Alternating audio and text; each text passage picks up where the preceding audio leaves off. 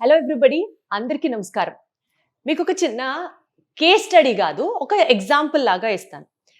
Suppose మోకాళ్ళ నొప్పులో, shoulder pains ఇట్లాగా పెయిన్తో suffer అవుతున్నారు అనుకుందాం. డాక్టర్ దగ్గరికి వెళ్తే వాళ్ళు కూడా మందులే కదా ఇస్తారు అని చెప్పి ముందుగా పెయిన్ కిల్లర్స్ వేసుకోవడం స్టార్ట్ చేశారు. ఒక పీరియడ్ ఆఫ్ టైం అయిన తర్వాత పెయిన్ కిల్లర్స్ ఎక్కువ వాడకూడదు అని అందరూ చెప్తున్నారు. కాబట్టి రోజు వెళ్ళి ఇంజెక్షన్ చేయించుకుంటున్నాను అని ఒక ఆయన చెప్పాడు. అసలు ఆ ఇంజెక్షన్లో కూడా పెయిన్ కిల్లర్ టాబ్లెట్కి మించి బాడీకి హార్మ్ చేసే సబ్స్టెన్సెస్ ఉన్నాయని ఎంతమందికి తెలుసు? పెయిన్ కిల్లర్ టాబ్లెట్స్ వేసుకోవద్దన్నారు కదా అని చెప్పి ఇంజెక్షన్స్ చేయించుకుంటున్నాం అని అనుకునే వాళ్ళందరికీ దయచేసి వీడియో చూడండి. This is for you. Hello Sudheer sir, ఎలా ఉన్నారు? నమస్తే సార్. నేను చెప్పింది ఎంత మంది తెలియకో తెలుసో పెయిన్ కిల్లర్ టాబ్లెట్లు రోజు వేసుకుంటే కిడ్నీలు పాడైపోతాయి అంటున్నారు, సో ఇంజెక్షన్లు చేసేసుకుంటున్నాం అని అంటున్నారు. అసలు ఈ పెయిన్ అనేది మేనేజ్ చేయడానికి pain killer tablet, pain killer injection ఎంతవరకు వేసుకుంటే అదొక మోతాదు సార్? ఎంత నుంచి లిమిట్ దాటితే ఇట్ ఈస్ ఎక్సీడింగ్? అందరూ ఒక విషయం చాలా సీరియస్గా ఆలోచించాలి. జనరల్ పబ్లిక్ ఏంటంటే మోకాళ్ళు, షోల్డరు, స్పైన్, ఇతరత్ర వేరే వేరే జాయింట్స్ అరగడం అన్నది చాలా సహజం. అది జబ్బు కాదు. సో అది జబ్బు కాదు కాబట్టి, అది సహజం కాబట్టి, అది ఒకవేళ పొరపాటునే మనకు వచ్చింది, ఏం చేయాలి? మీ క్వశ్చన్ అంతా కూడా అది దీనికి సంబంధించింది. సో ఏం చేయాలి? సో కొందరు ఏమనుకుంటారు, ట్యాబ్లెట్స్ వాడేస్తే నొప్పి తగ్గిపోద్ది అనుకుంటే. నొప్పి వచ్చింది మోకాల్లో, కానీ ఎందుకు వచ్చిందో తెలియదు. నొప్పి వచ్చింది కదా, ఏదో చిన్న దెబ్బ తగిలి ఉంటుంది, నిన్న ఎక్కువసేపు నిలబడ్డాను కదా, నిన్న ఎక్కువసేపు కూర్చున్నాను సర్ది చెప్పేసుకుంటాం మనమే అని టాబ్లెట్లు వాడేస్తారు. టాబ్లెట్లు వాడిన తర్వాత అది తగ్గదు. వారము 10 రోజులు వేసుకుంటారు టాబ్లెట్, తర్వాత విసిగిపోయి ఆపేస్తారు. లేదు తగ్గిపోవచ్చు 10 రోజుల తర్వాత. దాని తర్వాత మళ్ళీ 1 నెలకో 2 నెలలకో మళ్ళీ స్టార్ట్ అవుతుంది. మళ్ళీ ఏమనుకుంటారు, ఎవరు కూడాను మోకాళ్ళలో ఏం జరుగుతుందని తెలుసుకోవాలనుకోరు. వాళ్ళు అనుకున్నది ఒకటే, నొప్పి టాబ్లెట్ వేసామా, ఎందుకు టాబ్లెటే కదా అన్నిటికీ అని. తప్పు. డాక్టర్ గారు కూడా టాబ్లెటే కదా ఇస్తారు. లేదు, తర్వాత టాబ్లెట్ కంటే పవర్ఫుల్ ఏంటి, ఇంజెక్షన్ ఇస్తానంటాడు ఒక డాక్టర్. సో ఆ ఇంజెక్షన్లు బటక్కో చేతికో వేసుకొని మళ్ళీ కొన్ని రోజులు. సో ఇక్కడ అందరూ గమనించాల్సింది, అందరికి కూడా నా ఇంటర్వ్యూస్లో ఎప్పుడు చెప్తానే ఉంటాను, ఒక నొప్పి మిమ్మల్ని 10 రోజుల కంటే ఎక్కువ సతాయిస్తుంది, టాబ్లెట్ వేసుకున్నా తగ్గినట్టే తగ్గి మళ్ళీ వస్తుంది అనగానే వెంటనే ఆ పార్ట్ ఎక్కడైతే నొప్పి వస్తుందో ఆ నొప్పిని గమనించి దానికి స్కానింగ్ చేసుకొని దాని ఎందువల్ల అది వస్తుంది, ఏ స్ట్రక్చర్ డ్యామేజ్ అవ్వడం వల్ల వస్తుంది అన్నది తప్పకుండా వెంటనే 10 రోజులు 15 రోజుల తర్వాత కనుక్కోవాల్సింది. ఎందుకు కనుక్కోవాలి సార్? ఆ డ్యామేజ్ అయిన పార్టు, నేను ఇంతవరకు చెప్తున్నది ఏంటి, జబ్బు కాదు కాబట్టి, అది వయసు వల్ల ఏదో ఒక వయసులో తప్పకుండా వస్తుంది కాబట్టి, ఆ డ్యామేజ్ అయిన పార్ట్ని మనము కానీ కరెక్ట్ చెయ్యగలిగితే, చెయ్యాలి కూడా, చేస్తే ఈ మందులు అవసరంలే, ఆ ఇంజెక్షన్లు అవసరంలే, ఎటువంటి ఇతర కాంప్లికేషన్స్ అవసరం.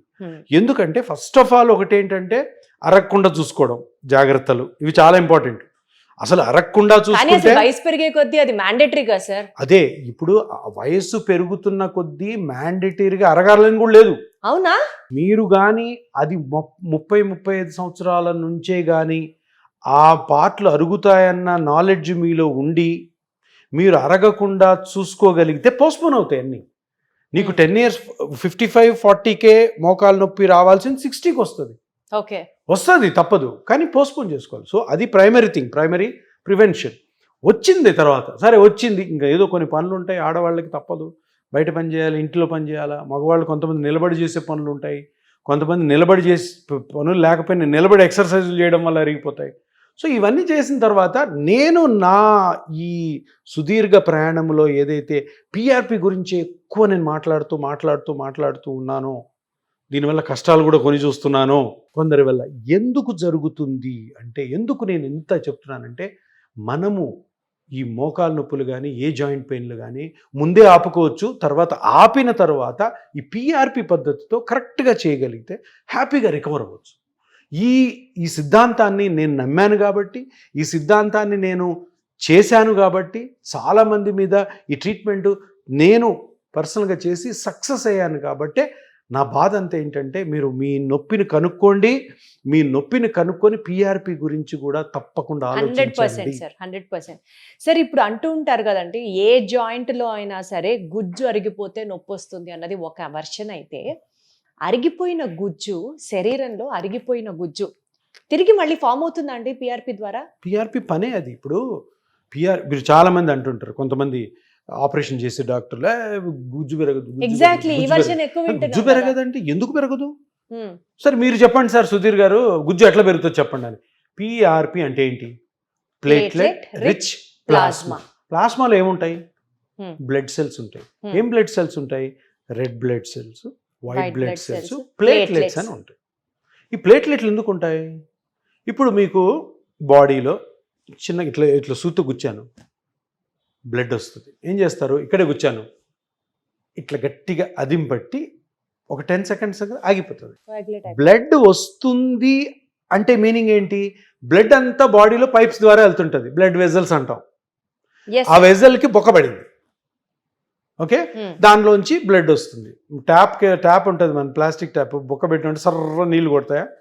ఆ నీళ్ళు కొడుతున్నప్పుడు ఎట్లా ఏలు పెట్టి వచ్చి ఆగిపోతుంది, 10 seconds ఆగదు. దాన్ని మళ్ళీ తాడు కట్టడం, ఫెవికాల్ ఎంతో వేయడం, కొంత కార్యక్రమం ఉంటుంది. ఇది ఆగిపోతుందే. మరి నువ్వేమో సూత్తోటి రక్తనాళానికి హోల్ పెట్టావు, బ్లడ్ వస్తుంది, మరి ఇట్లా ఒత్తితే ఎందుకు ఆగిపోయింది? ఉమ్, బ్లడ్ వెజల్లో బొక్కబడింది అంటే బ్లడ్ వెజల్ డ్యామేజ్ అయింది, హోల్ ఉంది. మరి ఈ హోల్ ఎట్లా పూడుకుపోయింది? ఉమ్, ఎప్పుడైతే బాడీలో ఎక్కడన్నా బ్లడ్ వెజల్ డ్యామేజ్ అయ్యి బ్లీడ్ అవుతుంటే కొన్ని లక్షల ప్లేట్లెట్లు దాని దగ్గరికి వచ్చేస్తాయి, ఓకే, రెస్క్యూకి వచ్చి ఇమ్మీడియట్గా ఆ హోల్ని పూర్తి పూర్తి చేస్తాయి. అది ప్లేట్లెట్స్ పని. పూర్తి చేయడం అంటే ఏంటి? నయం చేయడం, హీల్ చేయడం. అంటే ఆ హోల్ని కంప్లీట్గా సీల్ ఆఫ్ చేసేస్తాయి. అంటే అక్కడ కొన్ని సెల్స్ని గ్రో చేస్తాయి. మరి గ్రోత్ ఎక్కడి నుంచి వచ్చింది? ప్లేట్లెట్స్ అన్నారు, ప్లేట్లెట్స్ బ్లడ్లో సెల్స్ అన్నారు, దానికి గ్రో చేసే కెపాసిటీ ఎట్లుంది? ప్లేట్లెట్స్లో ఆల్ఫా గ్రాన్యూల్స్ అని ఉంటాయి.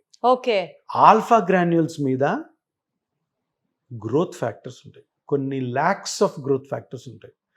గ్రోత్ ఫ్యాక్టర్ దాని పేరు వేరే గ్రోత్ ఫ్యాక్టర్. They grow. ఆ సెల్స్ని మీరు ఎక్కడ వేస్తే అక్కడ దానికి గ్రో చేసే కెపాసిటీ ఉంటుంది. Irrespective of the age. Age కాదు, ప్లేస్ కాదు, స్ట్రక్చర్ కాదు, ఎక్కడైనా కూడా. సో ఇప్పుడు మనము గుజ్జు పెరుగుతుందా లేదా, పెరగదని డప్పు కొడుతుంటారు కొందరు. ఇప్పుడు గ్రోత్ ఫ్యాక్టర్ అని ప్లేట్ సెల్స్ మీద ఉన్న సెల్స్కి ఎందుకు పేరు పెట్టారు? ఉమ్, మెడికల్ బుక్స్లో గ్రోత్ ఫ్యాక్టర్ అంటే మీనింగ్ ఏంటి? ఉమ్, నువ్వు చదవలేదా? యా, ఫిజియాలజీలో నువ్వు చదవలేదు? బ్లడ్ సెల్స్లో ఏముంటాయి తెలీదా నీకు? ఉమ్, తెలిసినప్పుడు గ్రోత్ ఫ్యాక్టర్స్ బ్లడ్లో ఉన్నప్పుడు గ్రోత్ ఫ్యాక్టర్స్కి ఆ పేరు పెట్టినప్పుడు ఆ గ్రోత్ ఫ్యాక్టర్స్ ఫంక్షన్ ఏంటి? ఓకే, టైం పాసా? ఊరికే ఉంటాయా అవి? ఆ సెల్స్ని తీసి మీరు స్కానింగ్ చేసుకొని గుజ్జు ఎక్కడైతే అరిగిపోయిందో అక్కడ ఈ గ్రోత్ ఫ్యాక్టర్స్ని కరెక్ట్గా కలెక్ట్ చేసి కరెక్ట్గా ఆ కార్టిలేజ్ ఎక్కడైతే అరిగిందో అక్కడ రిలీజ్ చేస్తే అదే గ్రో చేస్తుంది. కార్టిలేజ్ గ్రో అవుతుంది. కార్టిలేజ్ రీగ్రో అంటేనే థిక్నెస్ పెరగడం. కార్టిలేజ్ పెరగదు. మనకు అట్లాగా కార్టిలేజ్ థిక్నెస్ పెరిగిన ఎవిడెన్సెస్ ఉన్నాయా సార్? మేము చేసేది అది కదా, మనం రోజు చేసేది అది. ఇప్పుడు నేను పేషెంట్కి మంత్రాలు మ్యాజిక్ లాగా ఇగో కార్టిలేజ్ పెరిగింది, నా కార్టిలేజ్ అంటే పేషెంట్ అడుగుతుంది, ఏడ పెరిగింది సార్ చూపించండి, ప్రూఫ్ ఉండాలి కదా. పేషెంట్కి చెయ్యకముందు కార్టిలేజ్ ఎంత ఉందో చెప్పాలి, చేసిన తర్వాత చెప్పాలి, చూపించాలి. ఇంత ఎవిడెన్స్తో చెప్పుతుంటేనే ఈ ఒకరు ఇద్దరు డాక్టర్లు ఎవరైతే చచ్చిపోతున్నారో, మేము ప్రాక్టీస్ చేస్తున్నాం, పిఆర్పిని జనాలు నమ్ముతున్నారో వాళ్ళు తట్టుకోలేక కార్టిలేజ్ పెరగదు నువ్వురా చేపిస్తా, నీకు 65 ఏళ్ళు వచ్చింటాయి కదా, 65 ఏళ్ళు నీకు వచ్చాయి కదా, నీకు అరిగాయి కదా, నీకు నొప్పి ఉంటుంది కదా, సర్జరీ నీకు చేసుకోవాలని లేదు కదా, రా నా దగ్గరికి, నేనే నీకు కార్టిలేజ్ ఎంతుందో చూపిస్తా, నీ నొప్పి ఎక్కడుందో చూపిస్తాను, నీ నొప్పి తగ్గిస్తాను, నీ కార్టిలేజ్లు కూడా పెంచుతాను. ఇది నేను చేసింది కాదు, ఇది వరల్డ్ వైడ్ ప్రూవెన్ థియరీ. దీన్ని నువ్వు ఎంతసేపు గోబెల్ సిద్ధాంతం లాగా పెరగదు అనుకుంటూ డప్పు కొట్టుకుంటూ తిరగడం వల్ల నీకే నష్టం. ఏది ఏమైనా సరే you can immediately undoubtedly close your eyes and seek the doctor's help here. Dr. Sudhir Garu is always there to help you. So don't forget to just have a visit. Pain to ganaka meer బాధపడుతున్నట్లయితే your next step should be towards Epion. Thank you so much, sir.